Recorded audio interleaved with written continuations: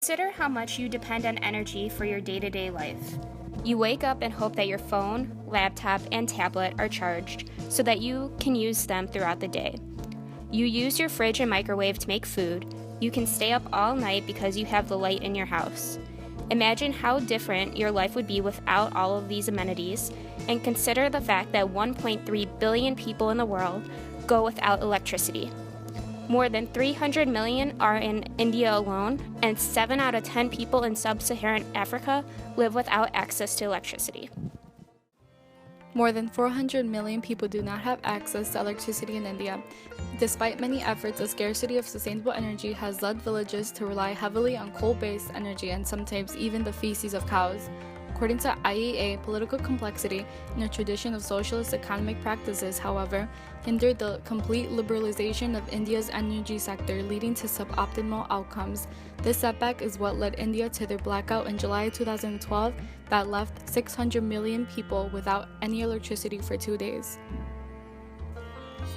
India has changed from a government-owned system to a more open system that allows public and private sectors, as well as reducing the use of candles and kerosene.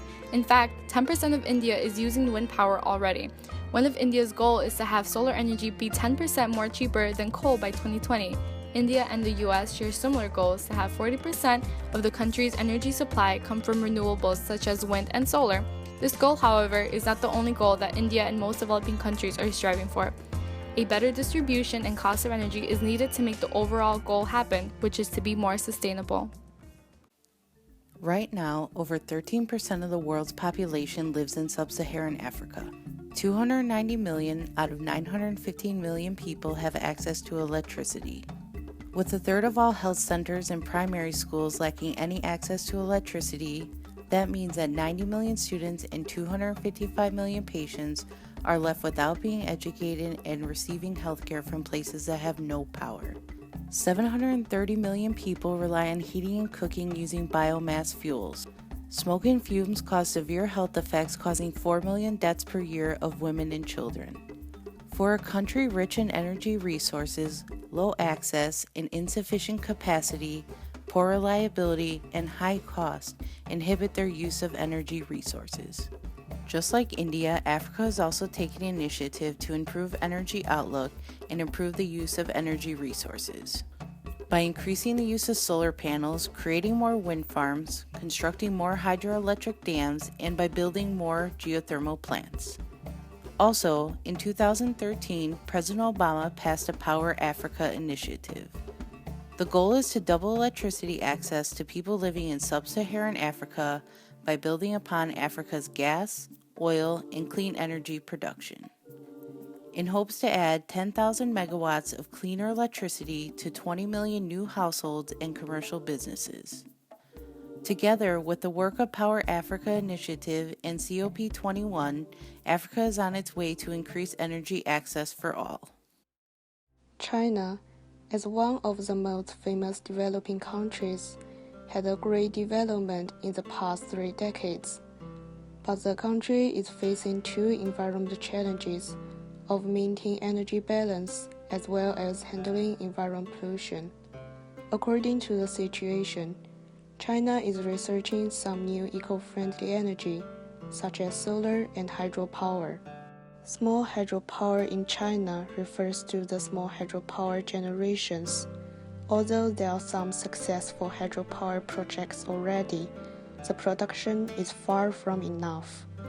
Overall, except self-research, China still needs help from other developed countries. The country is blessed with abundant solar resources. Its land surface receives large amount of solar radiance every year. Currently, China's solar energy is mainly intended for urban and rural domestic energy, but rarely intended for industries. In developed countries, researchers are creating tools to forecast the demand, such as grid automation and energy storage, so more renewables can be used. Hawaiian Electric has started using solar installers to upgrade their inverter software, and from that simple change were able to increase their circuit thresholds from 120% of daytime minimum load to 250%, which more than doubled the hosting capacity for integrating rooftop solar. Integrating these tools in developing countries could help avoid rolling blackouts.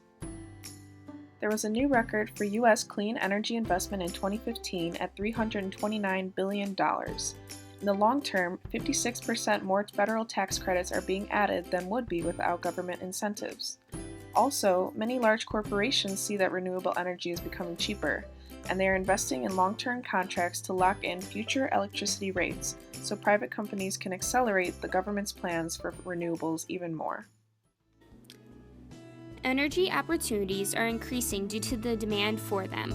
According to the United Nations Development Program, UNDP supports and advocated for an energy sector market transformation and does this through a range of interventions on policy, finance capacity development, and awareness creation. In essence, these opportunities create the need for jobs and the use for renewable sources of clean energy. In the near future, we should expect to see solar and wind power increase from high need for energy throughout the world.